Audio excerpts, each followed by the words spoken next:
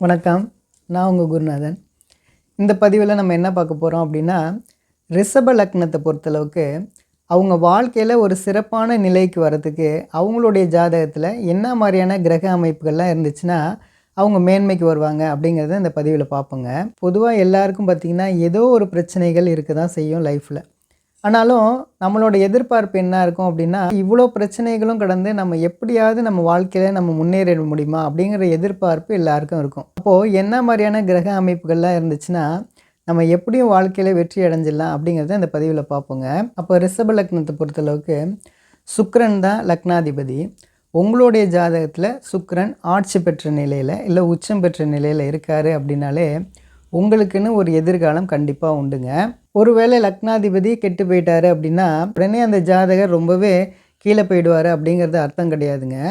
ஏன்னா இந்த லக்னாதிபதி அது ஒரு இடத்துல இருக்கும், அதுக்கான பார்வை இருக்குது. அப்போ பார்க்கக்கூடிய இடம் ஒரு நல்ல இடமா இருந்து அது பார்க்கக்கூடிய இடம் ஒரு நல்ல கிரகமாக இருக்குதுங்கிற பட்சத்தில் அவர் மிகப்பெரிய மேன்மைக்கு வந்துடுவார்.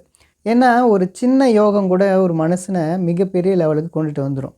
இப்போது ஒருவேளை உங்களுடைய ஜாதகத்தில் லக்னாதிபதி சுக்கிரன் 3ஆம் இடத்துல மறைஞ்சிருக்காரு அப்படின்னா அவர் இருக்கக்கூடிய இடம் வேணால் மறைவு ஸ்தானத்தில் இருக்கலாம், அவர் பார்க்கக்கூடிய இடம் 9ஆம் இடமா இருக்கும். அதனால் பார்த்திங்கன்னா நீங்கள் சுய முயற்சியில் முன்னுக்கு வருவீங்க அப்படிங்கிறத உறுதியாக சொல்லாங்க. அடுத்ததாக ரிஷப லக்னத்தை பொறுத்தளவுக்கு உங்களோட லக்னத்துக்கு 6ஆம் இடத்துல சுக்கிரன் இருக்கார் அப்படின்னா இது உங்களுக்கு ஹர்ஷயோகத்தை கொடுக்குங்க. அதாவது உங்களுக்கு நல்ல செல்வ கடாட்சியத்தை கொடுக்கும். இதில் ஒரு நல்ல விஷயம் என்ன அப்படின்னா 6ஆம் இடத்துல சுக்கிரன் இருக்கும்போது அவர் ஆட்சி பெற்ற நிலையில் இருப்பார். இதனால் அந்த ஜாதகர் பார்த்திங்கன்னா ரொம்பவுமே அறிவாளியாகவும் இருப்பார், ரொம்பவே சுகவாசியாக இருப்பார்.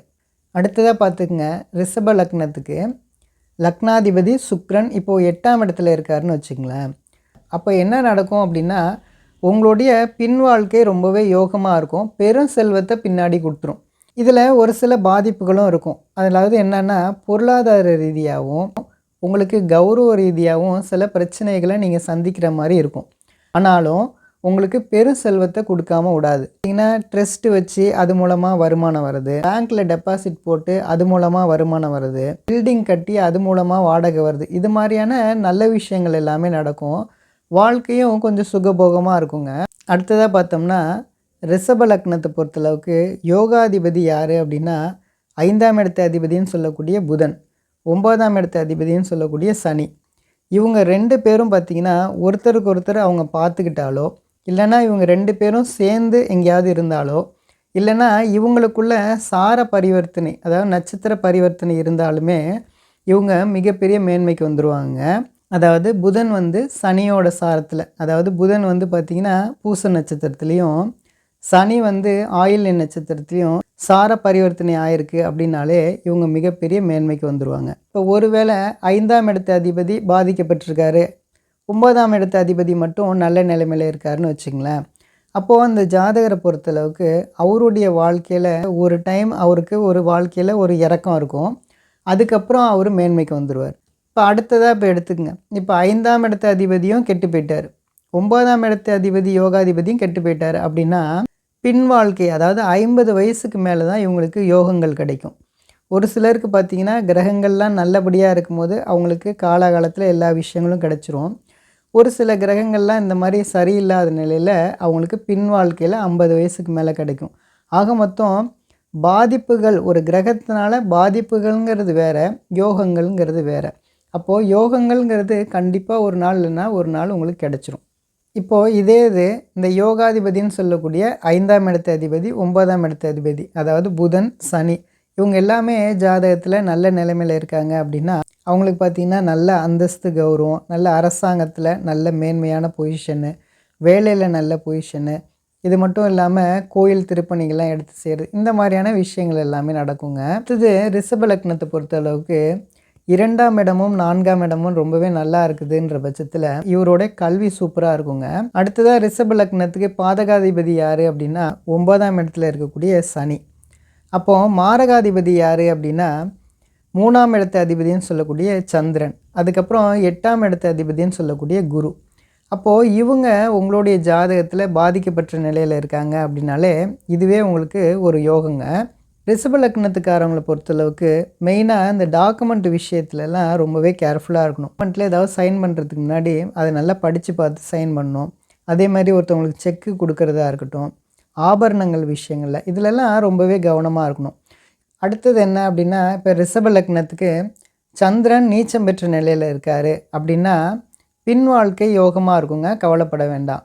இதே இது உங்கள் ரிஷப லக்னத்துக்கு குரு பாதிக்கப்பட்ட நிலையில் இருந்தாலும் நீங்கள் கவலைப்பட தேவையில்லை. எல்லாமே உங்களோட லக்னத்துக்கு மாரகாதிபதிகளுங்க இவங்க. பொதுவாக ரிஷப லக்னத்தை பொறுத்தளவுக்கு எந்த ஒரு விஷயமே உங்களுக்கு லேட்டாக கிடைக்கும் போது அது உங்களுக்கு ஒரு பிரச்சனையும் இல்லைங்க. அதே இது ஒரு சில விஷயங்கள் ரொம்பவே சீக்கிரம் கிடைக்குது அப்படின்னா அதில் மட்டும் நீங்கள் கொஞ்சம் கவனமாக இருந்துக்கணும். ரிஷப லக்னத்தை பொறுத்தளவுக்கு பாதகாதிபதி பாதிக்கப்பட்ட நிலையில் இருந்தால் உங்களுக்கு நல்லது தான். அதாவது இப்போது உங்களுக்கு பாதகாதிபதி யார் அப்படின்னு சொன்னால் 9ஆம் இடத்து அதிபதி சனி பகவான். இப்போது சனி பகவான் உங்களோட லக்னத்துக்கு மறைஞ்சிருக்கிறாரு, இல்லைன்னா பாதிக்கப்பட்ட நிலையில் இருக்கிறாரு அப்படின்னா அது உங்களுடைய தந்தையோட உறவில் ஒரு சில மனக்கசப்புகள் கொடுக்கும். ஆனாலும் உங்களுக்கு யோகம் கொடுக்கறது அது தடுக்காது. நிறைய பேர் பார்த்திங்கன்னா தாமதமாக ஒரு கல்வி படித்து அதில் சக்ஸஸ் ஆகிறது. ஒரு சில பேர் பார்த்திங்கன்னா வெளிநாடு போயிட்டு நல்ல யோகங்கள் இருக்கிறது, இது எல்லாமே நடக்கும். இப்போது வெளிநாடெல்லாம் ஒரு சில பேர் பார்த்திங்கன்னா ரொம்பவே சீக்கிரமாக போனவங்கலாம் அங்கே பார்த்திங்கன்னா ஒரு சில பேர் அங்கே கம்பெனி மாறிக்கிட்டு ஒரு சில கஷ்டப்படுவாங்க. அதே ஒரு சில பேருக்கு லேட்டாக வெளிநாடு வாய்ப்புகள் கிடைச்சவங்கலாம் பார்த்திங்கன்னா ரொம்பவே சூப்பராக இருப்பாங்க. ஆக உங்களுடைய ரிஷப லக்னத்தை பொறுத்தளவுக்கு குரு, சந்திரன், சனி இதெல்லாம் பாதிக்கப்பட்ட நிலையில் இருந்தால் கவலையே பட தேவையில்லை. அது உங்களுக்கு ராஜயோகத்தை கொடுத்துரும்.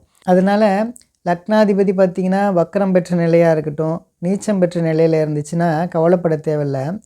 உங்களுடைய லைஃப்பில் ஒரு டவுன் இருக்கும், அதுக்கப்புறம் நீங்கள் நல்லபடியாக நீங்கள் வெற்றிகள் அடைஞ்சிடலாம்.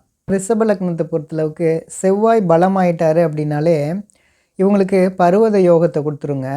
ஏன்னா இவர் தான் பார்த்திங்கன்னா 7க்கும் 12ஆம் இடத்து அதிபதியாகவும் இருப்பார்.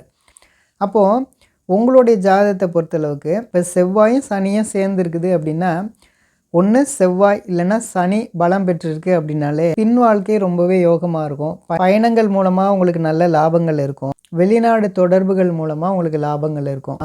பெரிய பொறுப்புகள் மூலமாக உங்களுக்கு நல்ல லாபங்கள் இருக்கும்.